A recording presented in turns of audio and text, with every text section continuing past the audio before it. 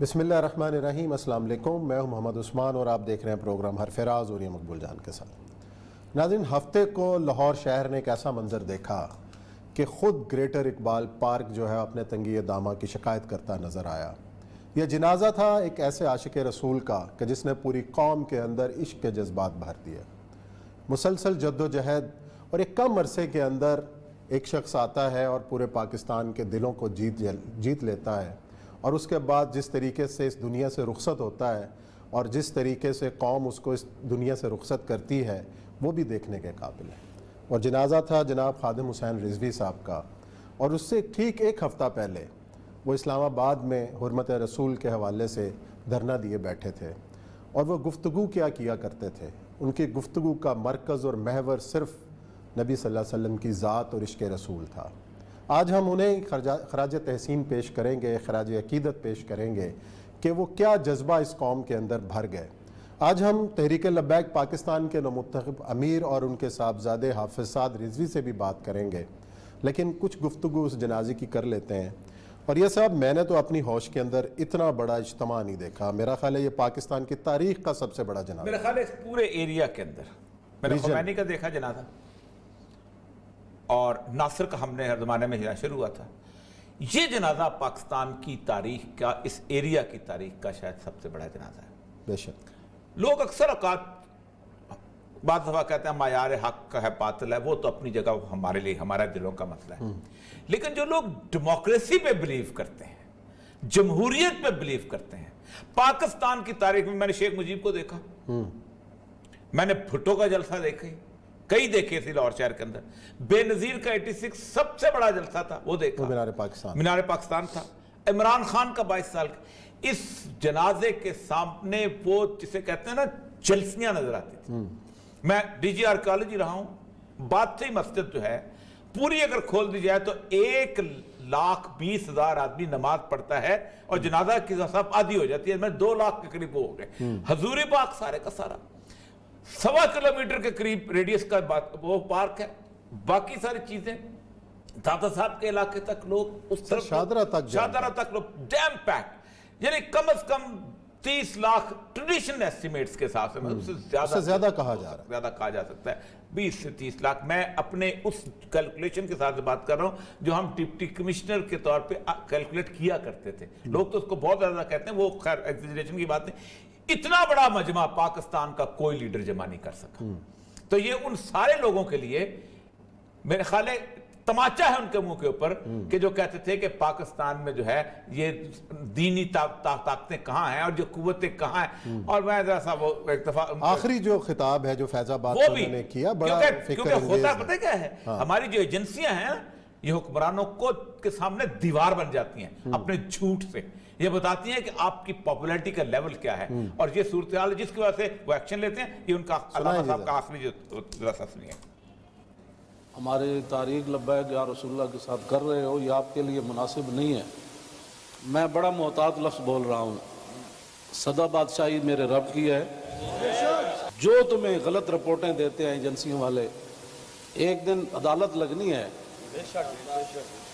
جہاں ایک بلی کو باندھنے والی عورت جہنم میں چلی گئی، تو تم ان حضور کے غلاموں پر جیسے شیلنگ کرتے ہو اور جس بے دردی کے ساتھ تم ان کو گرفتار کرتے ہو، پھر لبیک کے نعرے کے اوپر تم مارتے ہو، ان کو گراؤ، جلاؤ، بندے مارنا اور دکانیں لوٹنا، ہمارے کروڑوں میں حصے میں بھی کسی کارکن کے دل میں بھی نہیں آئی یہ بات۔ کل جو ظلم تم نے کیا، یہ بھوکے پیاسے بیٹھے رہے، اور رات 4 بجے سے لے کر صبح 9 بجے تک، ایک دن تو عدالت لگنی ہے نا،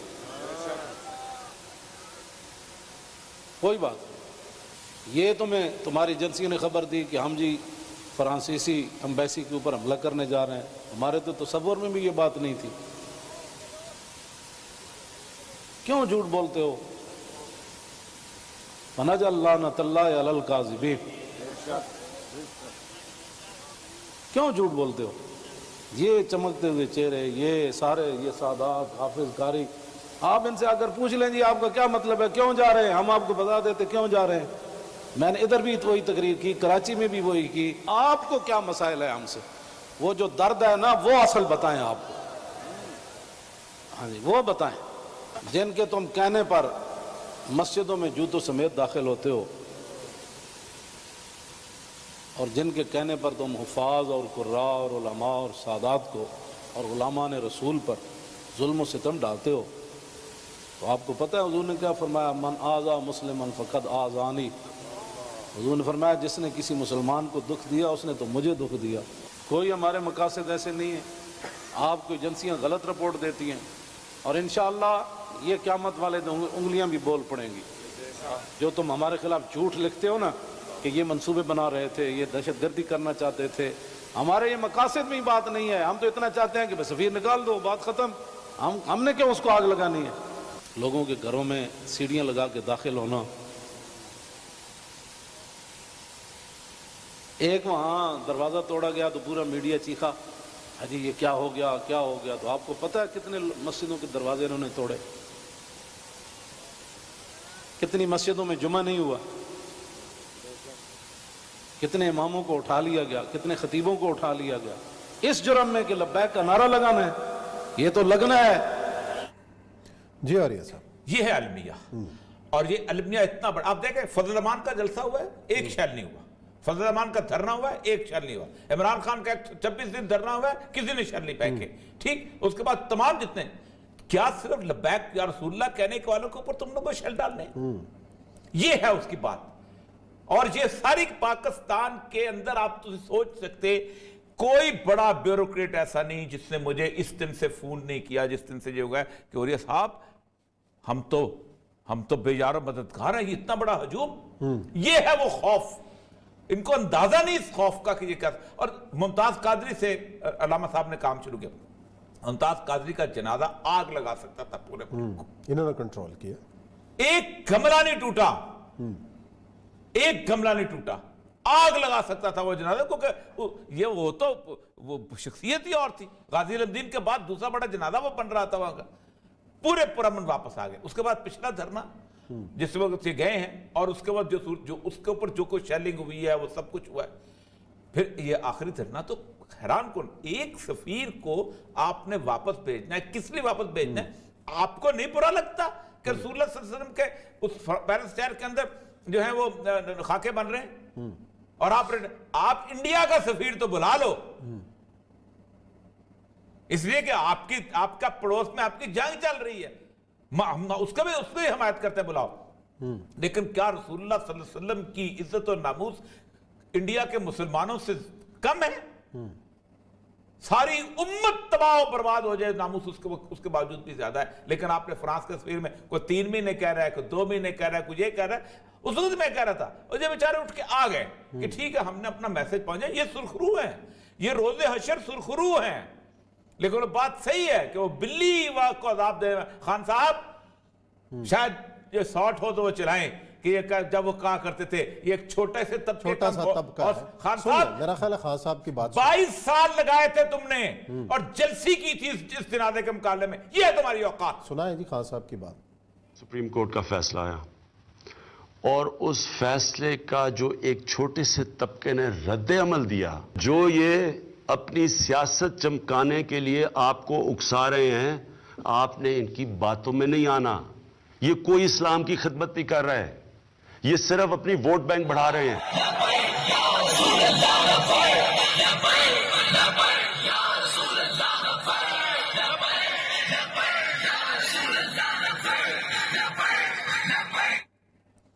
اچھا, ووٹ بینک کی بات کی کہ یہ آگے ووٹ بینک کے لیے ووٹ بینک ہے, اور اب آئندہ جو ہم اسٹریٹجی کی بات کر رہے ہیں, پاکستان میں 5ویں نمبر پر, پنجاب میں 30ویں نمبر پر, اور صرف 1 سال پرانی پارٹی, 2018 کا انتخاب, 1 سال پرانی پارٹی. عثمان صاحب 1 سال پرانی پارٹی. اچھا, کتنے الزامات لگے تھے کہ جی نون لیگ کی سیٹیں توڑنے کے لیے کھڑا کیا گیا ہے, کوئی کہتا فوج نے, یعنی ایک آخری ویڈیو جو ان کے جس پہ آج کل لوگ چلا رہے ہیں بہت زیادہ, جس نے کہا نواز شریف سے میں کہتا ہوں تو بھی بتا دے تمہیں کس نے بھیجا تھا, باجوہ نے یہ کیا تھا, پھر میں بتاؤں گا, پھر مجھے فیض آباد کس نے بھیجا. اس کے بعد انہوں نے خاص طور پہ پھر بات کی وہ چلاتے نہیں ہیں.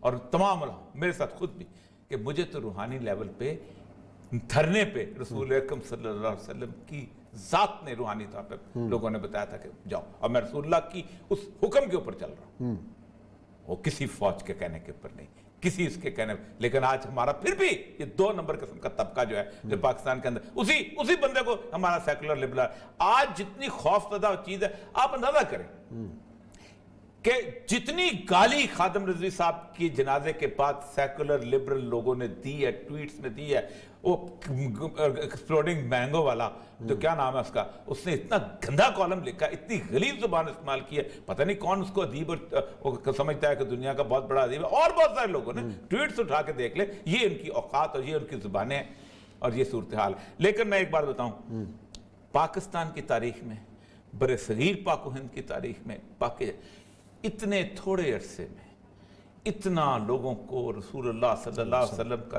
دیوانہ وار بنانا, ان کی لیے جان دینے کے لیے جذبہ پیدا کرنا, کوئی کسی بھی, آپ اندازہ کریں پارٹی کی کوئی آرگنائزیشن نہیں ہے, پارٹی کا کوئی نیٹ ورک نہیں ہے کہ آپ کہیں کوئی بسیں لے کے نہیں آیا تھا یہاں پر, کوئی جلوس لے کے نہیں آیا تھا, کسی نے اعلان نہیں کیا تھا کہ جنازہ کس دن ہوگا کیا. اور ایک اور چیز, واحد پارٹی پاکستان کی جس پہ 99% میڈیا نے پابندی لگائی, واحد پارٹی, ہر بندے کی گفتگو چلائی ہے, جس کے 4 ووٹ تھے اس کی بھی گفتگو چلائی ہے, جس کے 6 ووٹ تھے بھی اس کی گفتگو چلائی ہے. باقی کاٹتا صرف خادم حسین رضوی کا بائی کاٹتا, اس کے باوجود بھی تماچا مارا ہے اس سے تمہارے لوگوں کے منہ. چلیں یوریا صاحب یہ بریک لیتے ہیں, بریک کے بعد آئیں گے اور ہمارے ساتھ موجود ہوں گے تحریک لبیک کے نو منتخب امیر اور صاحبزادے خادم رضوی صاحب کے حافظ سعد رضوی.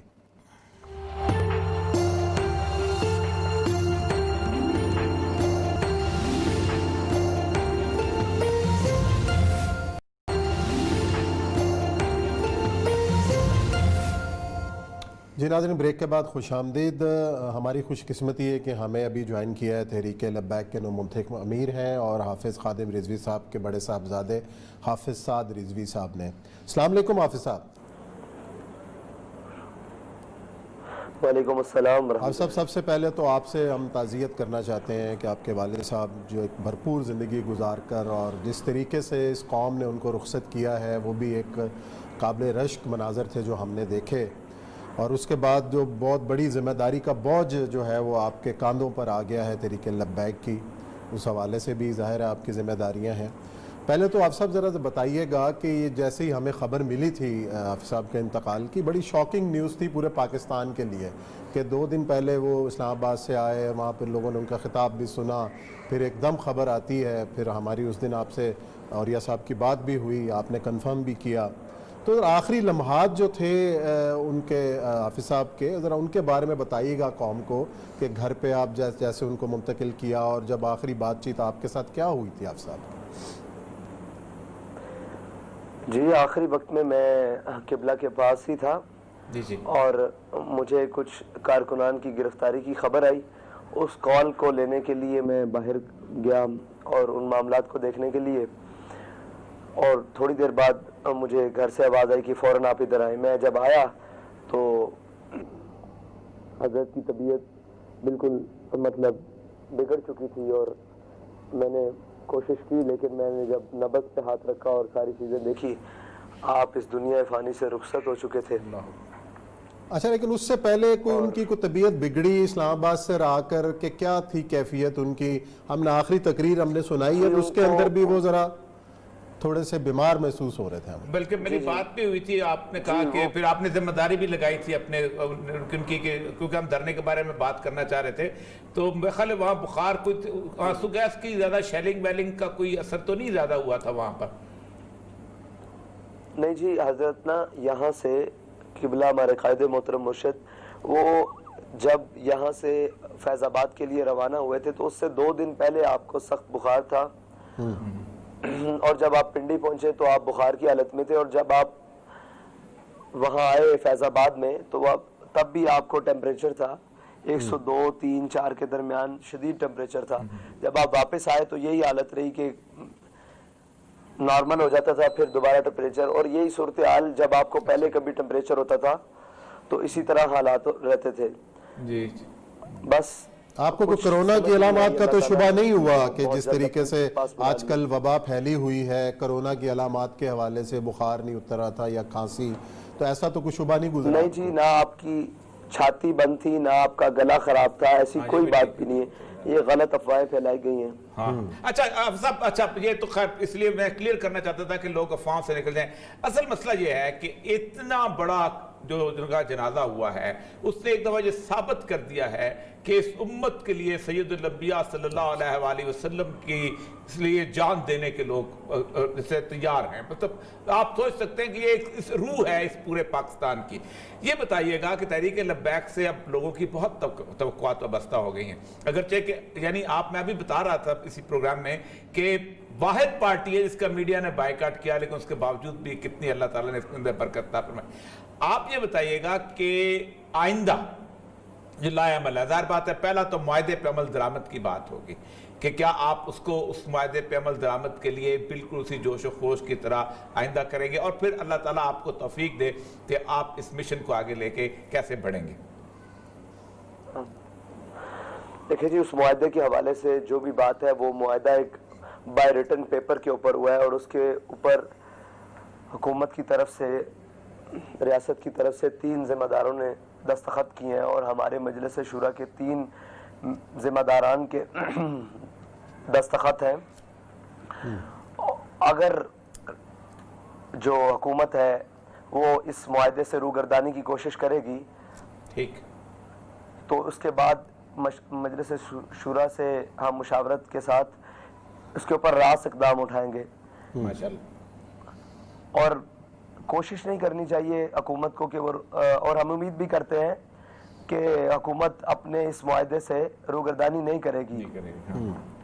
وہ اس لیے کہ انہوں نے ہم سے وعدہ کیا تھا کہ ہم اس کو لیجسلیشن کے لیے پارلیمنٹ میں لے کر جائیں گے، اور پارلیمنٹ میں ہمیں یقین ہے کہ تمام حضور کے غلام بیٹھے ہوئے ہیں، کلمہ پڑھنے والے بیٹھے ہوئے ہیں، اور جب ہم حکومت کے سامنے بھی بیٹھتے ہیں تو وہ ہم سے زیادہ اپنا عشق رسول ظاہر کرتے ہیں۔ تو جب یہ معاملہ پارلیمنٹ میں جائے گا تو کوئی بھی اس کی مخالفت نہیں کرے گا، اور یہ اتفاق رائے سے پاس ہو جائے گا، اور اگر اس کے اوپر کوئی بات ہوگی تو ہم ان پارلیمنٹیرینز کے پاس خود جائیں گے اور ان کو بتائیں گے کہ آپ کو یہ MNA شپ مبارک، آپ کو یہ تمام سہولیات مبارک، لیکن حضور کی عزت اور ناموس کے لیے آپ امت کی آواز بنیں، اور یہ ذمہ داری ہم جہاں تک لے کر جا سکتے تھے وہاں تک تو پہنچا دی، اب یہ ذمہ داری آپ کے کندھوں پر ہے۔ تو انشاءاللہ ہم پوری امید کرتے ہیں، کیونکہ میرے آقا و مولا صلی اللہ علیہ وسلم نے فرمایا کہ مسلمان بزدل تو ہو سکتا ہے، جھوٹا نہیں ہو سکتا۔ صحیح بات۔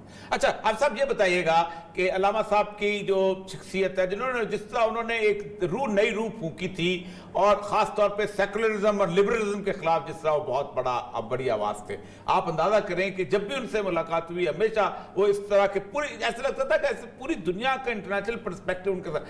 آپ کی یہ جد و جہد جو ہے سیکولرزم اور لبرلزم، آج جو کچھ ہمارے معاشرے کے اندر فحاشی اور عریانی کی صورتحال ہے، اس کو آپ کنٹینیو رکھیں گے آئندہ انشاءاللہ العزیز؟ انشاءاللہ، کیونکہ ہمارے قائد نے ہمیں ایک سلوگن دیا، وہ ہے کہ حضور کے دین کو تخت پر لانا ہے، اور یہ ملک حضور کے نام پر بنا ہے، اور اس ملک کو جب بنایا گیا تو ہر چھوٹے بڑے ہر مسلمان نے یہ نعرہ لگایا کہ پاکستان کا مطلب کیا، لا الہ الا اللہ، اور دستور ریاست کیا ہوگا، محمد رسول اللہ۔ انشاءاللہ حضور کے دین کو تخت پر لانے تک کے لیے ہم اپنی آخری سانس تک ہر طرح سے جدوجہد کریں گے۔ اچھا حافظ صاحب، ایک چیز ہمیں نظر آئی اس جنازے کے اندر کہ تمام مکاتب فکر کے جید علماء، سیاسی جماعتوں کے جو رہنما تھے وہ بھی شریک ہوئے، اور ظاہر ہے جب آپ اس پولیٹیکل ایجنڈے کی بات کرتے ہیں، دین کو نافذ کرنے کی بات کرتے ہیں، ظاہر ہے ایک سیاسی جماعت کے باقی جماعتوں سے بھی رابطے ہوتے ہیں، ایک مشترکات کے اوپر اتفاق کی بات ہوتی ہے۔ تو اتنی دینی جماعتیں ہیں تو تحریک لبیک کی کیا پرائرٹی ہوگی کہ باقی دینی جماعتوں کے ساتھ مل کر ان کو بھی اس جد و جہد کے اندر شامل کیا جائے گا، یا آپ سولو فلائٹ کے حامی؟ نہیں جی، سیاست میں تمام دروازے کھلے رکھے جاتے ہیں، لیکن مسئلہ یہ ہے کہ اس کے اندر، ہماری سیاست کے اندر سب سے پہلے حضور کی شریعت کا معاملہ ہے، حضور کی ناموس کا معاملہ ہے، حضور کی ختم نبوت کا معاملہ ہے۔ جب وہ لوگ ہماری اولین ترجیح پر آ جائیں گے تو ہم ان سے بیٹھ کر بات کر سکتے ہیں. لیکن اگر وہ اپنی ہی ترجیحات کو آگے رکھیں اور ہم سے یہ توقع کریں کہ ہم کسی کے بارے میں نرم گوشہ رکھتے ہیں یا ہم کسی کے ساتھ مل جائیں گے, تو یہ کیسے ممکن ہے؟ ہم فیض آباد میں شیل کھاتے رہیں, فیض آباد میں لاشیں اٹھاتے رہیں, ختم نبوت کے لیے سارے معاملات کرتے رہیں, اور کسی کے لبوں کو جنبش تک نہ آئے, تو ہم کسی کی سیاسی ترجیحات یا کسی کے رنگین نعرے یا کسی کی ذاتی مفادات کے اوپر کیسے جا سکتے ہیں چل کے؟ پہلے تو وہ ہمارے ساتھ اس معاملے پر آئیں جو معاملہ ہمارے ایمان کی اساس کا ہے, پھر ان سے دوسرے معاملات پر بیٹھ کے بات کی جا سکتی ہے. اچھا یہ بہت امپورٹنٹ اہم ترین چیز ہے کہ خود بھی آیا دین آیا. مجھے اطلاع یاد ہے کہ ایسا وہ نعرہ لگایا کرتے تھے کہ کیفیت طاری ہو جاتی تھی. اصل میں دین کے نفاذ کے لیے آپ نے کتنی خوبصورت بات کی, ترجیح اول آپ کی جو ہے اس کے اوپر طے کر دیا جائے. تو ترجیح اول کے حساب سے مجھے لگتا یہ ہے کہ آپ کو تو باقی کتنی بڑی تمام سیاسی پارٹیوں کے مقابلے میں کھڑا ہونا پڑے گا. تو یہ مجھے بتائیے گا کہ آپ کی آئندہ جو ہے اس اتنے بڑے کراؤڈ کی تنظیم سازی جو ہے اور اس کو ایک لڑی میں پرونا اور اس کے ساتھ ساتھ آئندہ کی صورتحال کہ آپ کیسے اس کے لیے تیاری کرنا, اس کے لیے آپ کیا لائے عمل ہے؟ دیکھیں ہمارے قائد ایک تمام جماعت کے روح رواں ہر چیز انہوں نے بنائی, لیکن ایک ان کی خصوصیت تھی اس جماعت کے مستقبل کے لیے, اور مستقبل کے لیے بھی, اور ان کی حقیقی دلی آواز بھی تھی کہ انہوں نے پوری جماعت میں کسی کا ذاتی نعرہ نہیں لگنے دیا, بلکہ اپنا بھی ذاتی نعرہ نہیں لگنے دیا. اور جب بھی مجھے امید ہے اس امت مسلمہ کے, ان مسلمانوں کے بیٹوں سے, ان پاکستانی باسیوں سے امید ہے کہ جب بھی میدان میں یا کسی بھی گراؤنڈ میں, کسی گلی کوچے نگر میں لبیک یا رسول اللہ کا نعرہ لگے گا تو یہ قوم اسی طرح جمع ہو جائے گی حضور کی غلامی میں اپنا اظہار وفا کرنے کے لیے. جی بہت اچھی ہے, یہ بہت بڑی بات ہے, یہ باقی صحیح بات ہے. انہوں نے کسی پیر کا نعرہ لگنے دیا, نہ اپنا نعرہ لگنے دیا. تو ابھی بریک پہ رہیے گا. چلیں جی ہم یہاں پہ رہتے ہیں, اب سب بریک لے رہے ہیں, بریک کے بعد آئیں گے اور آپ کی جو ترجیحات ہیں اور کس طریقے سے لے کر اور جو چیلنجز کو لے کر آپ آگے بڑھیں گے اس پر کریں گے گفتگو.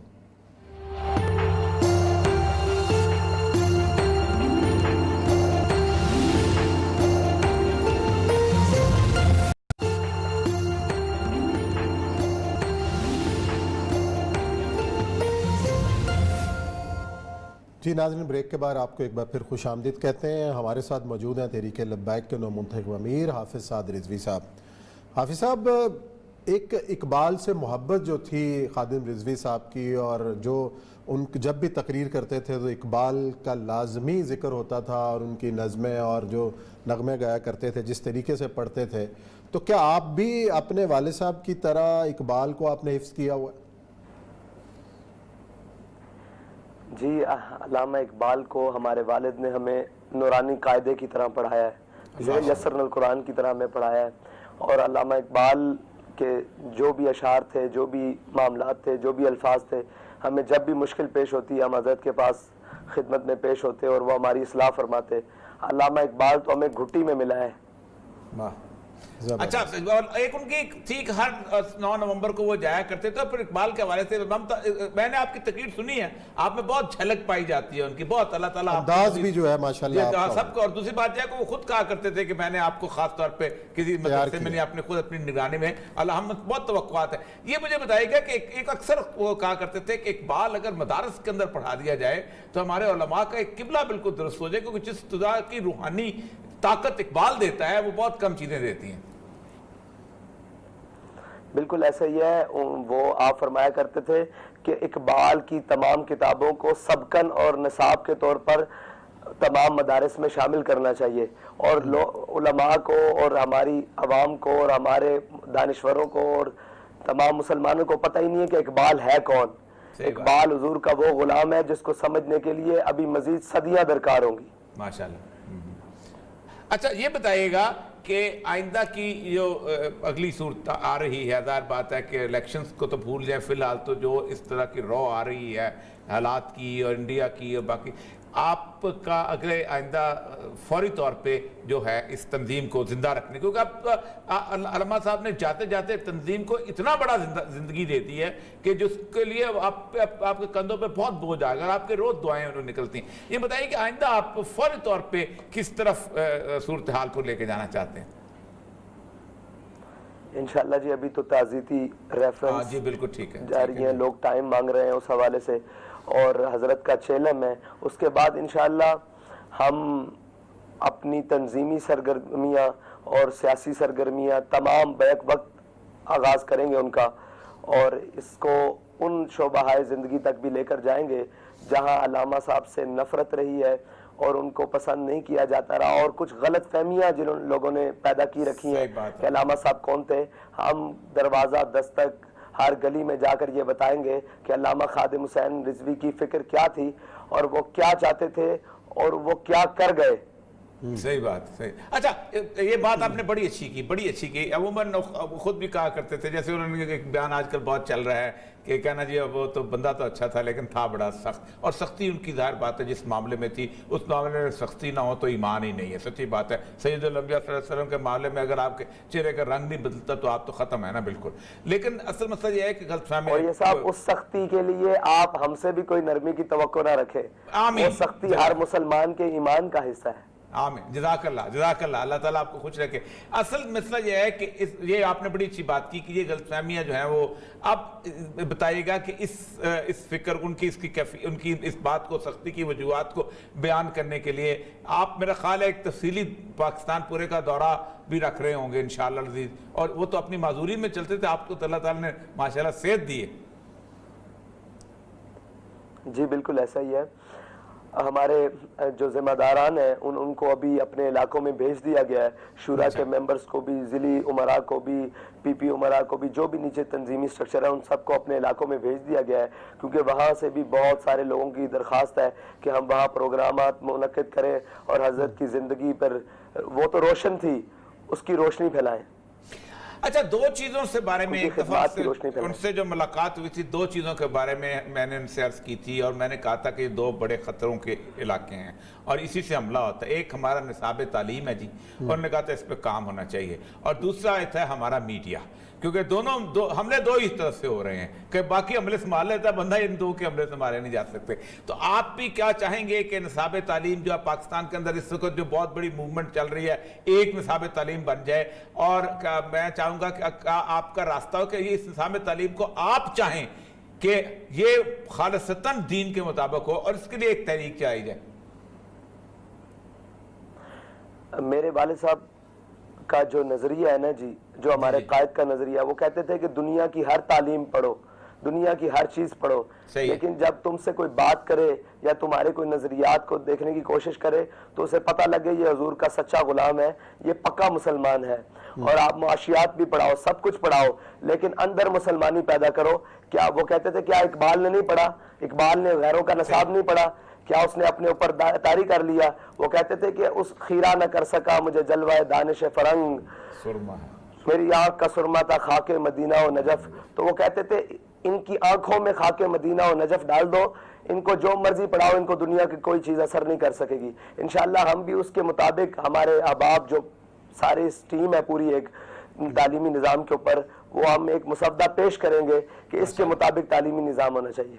अच्छा, को आप उनकी पार्टी का कोई थिंक टैंक बनाया है? जैसे औरिया साहब ने कई बात, उन्होंने मुझे याद है जब मिल कर आए तो यही बात कही थी कि निसाब तालीम के हवाले से काम करने की शदीद ज़रूरत है। तो हमने देखा कई जो दीनी जमातें हैं उन्होंने अपना एजुकेशनल नेटवर्क बड़ा मजबूत अंदाज में बनाया हुआ है, स्कूल्स हैं, कॉलेजेस हैं, इवन कई यूनिवर्सिटीज़ तक जो है ना वो ऑन करते हैं ताकि एक नौजवानों की तरबियत की जाए अपने अंदाज के अंदर और उनको दीन के मुताबिक खड़ा किया जाए। तो तहरीक लब्बैक की जो प्रायोरिटीज़ के अंदर ये भी शामिल है कि ऐसे इदारे कायम किए जाएं जहाँ पर जो है वो जदीद खतूत के साथ साथ हम दीन की भी तालीम दें।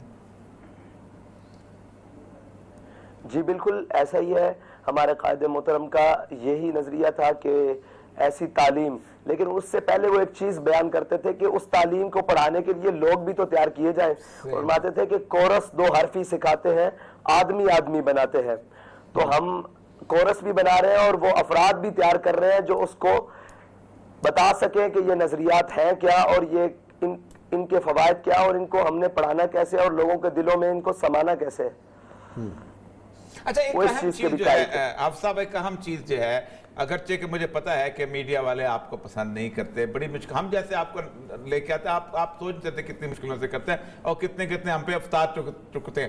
لیکن صرف یہ ہے کہ اب میڈیا کے اندر آپ کا ایک میڈیا کا نیٹ ورک بننا چاہیے تاکہ میڈیا کے سامنے آپ اپنی پکچر بھی رکھیں. اگرچہ کہ آپ سوشل میڈیا پہ آپ کمال ہیں, آپ نے بڑے بڑوں کو شکست دے کے رکھی ہوئی ہے اور بڑا کمال کیا, لیکن جو مین مسٹریم میڈیا ہے اس کے اندر آپ نے کوئی پالیسی بنائی کہ اس تک آپ کیسے پہنچیں گے؟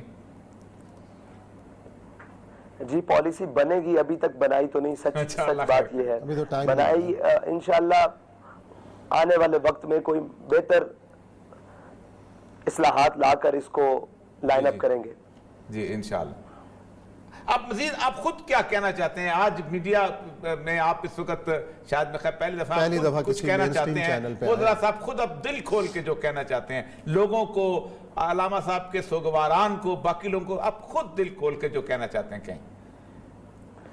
علامہ مطلب میرے قائد محترم کے یہ الفاظ جو میں دہرانا چاہتا ہوں اور اپنی پوری قوم سے اور پورے پاکستان کے باسیوں سے یہ کہنا چاہتا ہوں کہ میرے والد نے کہا تھا, نہ ہم نے آپ سے کچھ لینا ہے نہ ہم نے آپ کو کچھ دینا ہے, ہمارے مقاصد کو سمجھو, ہم تو حضور کے دین کے لیے نکلے ہیں, بے سر و پا نکلے ہیں, اور ہم حضور کے دین کے لیے آپ چلو یا ساتھ نہ چلو, ہم حضور کے دین کے لیے اپنی تن من دھن کے ساتھ حاضر ہیں. اور ہمارے قائد کے سامنے جب یہ نعرہ لگایا جاتا تھا کہ قائد قدم بڑھاؤ ہم تمہارے ساتھ ہیں, تو وہ فرماتے تھے کہ ہم تو گردنیں بڑھا چکے ہیں, اب آپ کا انتظار ہے.